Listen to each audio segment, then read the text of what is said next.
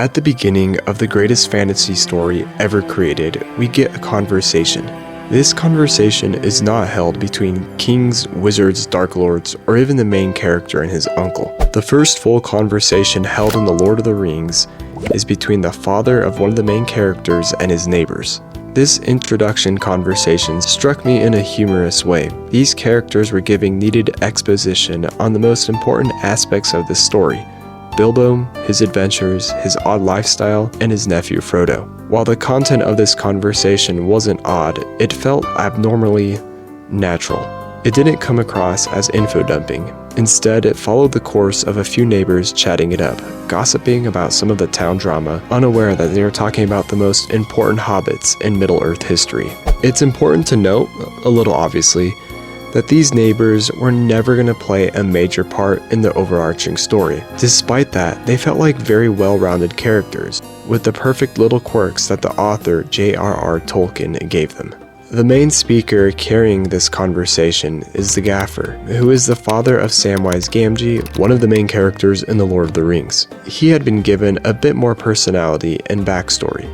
The other characters are paper cutouts with the tiniest quirks that are meant to affect the Gaffer more than the reader. As the Gaffer gets mildly annoyed with one of his fellow hobbits, the reader might find themselves either getting annoyed with him or finding the whole situation a bit funny. Either way, this introduction may seem unimportant, but the little details that are interwoven into it make it a fitting piece for the bigger puzzle of the fantastic story and world of The Lord of the Rings. Hey there, my name is Ethan. I love talking books and stories. In this video, I would like to analyze The Lord of the Rings as well as another story, in hopes that I can unpack the secret ingredient that is in every powerful story: simplicity. The concept of simplicity in stories has been something I've been really interested in for the past few months. In my last video, I went over the contrast between a simple and extraordinary storyline and art, how they can be perfectly meshed together to convey a balanced story. In that video, I mainly touched on visual media, anything ranging from manga, anime, comic strips, movies, video games, and much more. I talked about some of my favorite pieces of media: Freerun Beyond Journey's End and Calvin and Hobbes. Freerun is about an elf and her journeys that take place decades after the original quest ended, and Calvin and Hobbes is about a boy's childhood adventures with his stuffed tiger. Both of these possess the simple and extraordinary qualities that I brought up in that video. But for some reason or another, the need to discuss Freerun even more was still hanging over me. The bittersweet story of an elf who has outlived her closest companions who changed her life kept tugging at me. Its story, characters, and world completely knocked me off my feet. The depth was what really got me though.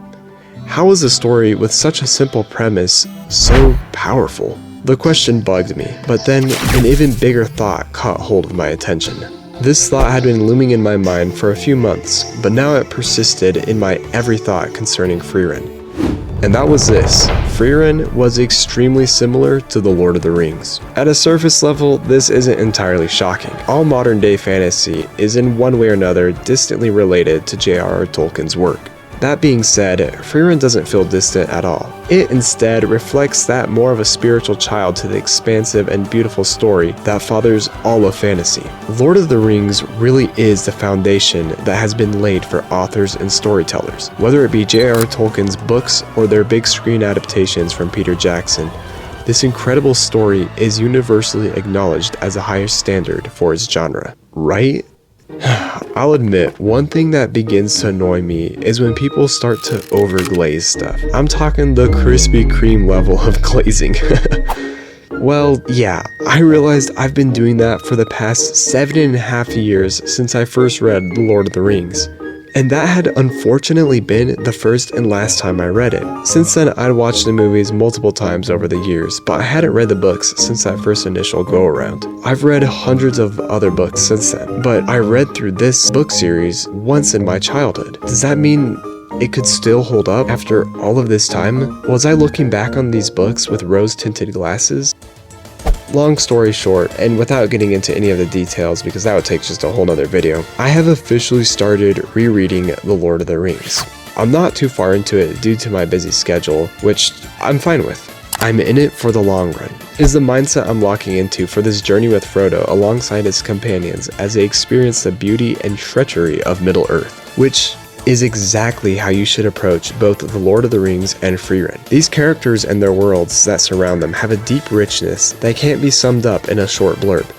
There isn't a certain gimmick from either of these that's meant to carry the entire story, like a special warrior school or an elaborate magic system or anything else unique that you find in fantasy nowadays. We got elves and dwarves, with the occasional dragon. The difference between the two of these stories, though, is how they treat the general fantasy tropes. J.R.R. Tolkien's work goes deep into the lore and history of the world. Maps, calendars, languages, and lineages are some of the aspects that make up the DNA of Middle-earth. Each of these pieces, major or minor, were created with so much fine detail that in turn make the backbone for The Lord of the Rings extremely strong. This allows all the little details to shine, because they have a real backing and reasoning behind them. In a sense, Tolkien created these tropes, but also sharpened them so they cut deep with their depth. On the other hand, we have Frieren, who takes these same tropes and dulls them down to the simple, a hero alongside his friends go on a journey and defeat the Demon King. Except those face value, characteristics, and tropes are set up as springboards. We get our perspective on how the characters and how they see the world constantly flipped around. The caring hero turns out to be vain, the warrior dwarf is fearful, the priest is a drunk, and the near immortal elf is a cold and uncaring individual. But even those specific characteristics are only a piece of each individual. There happens to be even more to each of the four adventurers, besides their contradictory personalities. It feels like you're flipping through pages highlighting just one aspect of each detail of a character in the world building of Frieren Beyond Journey's End. And that all ties back to this thought here, that these seemingly useless details about hobbits and their diet, or silly spells Frieren has learned, it could be easily discarded. But then, if that were to happen, their world would lose a piece of its soul. Some of these little intricates have their own depth, while others are meant to be setups for other deeper meanings in the story.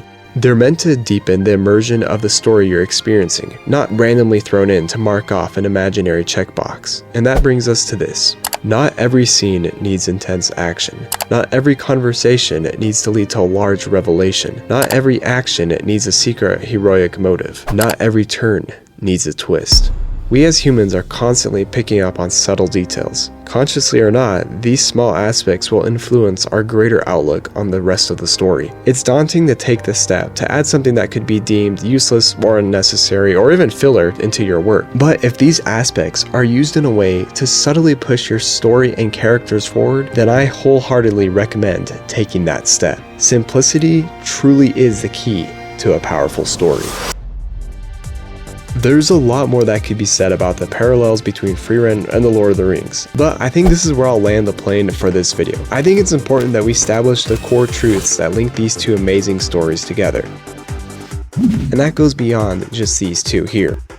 That being said, I'll most likely be reading The Lord of the Rings for a huge chunk of the summer, so stay tuned for future videos about this awesome series. On that topic, I've been meaning to mention that I made a public playlist a couple of months ago titled Good Book Videos. I use this playlist to earmark videos pertaining to books, stories, and anything else along those lines. I've actually used lots of those videos for inspiration for what I make, so I definitely recommend taking a look at that playlist if you have some time for it. Anyway, I hope after this video you're able to notice a few more of the small details that make your favorite stories great.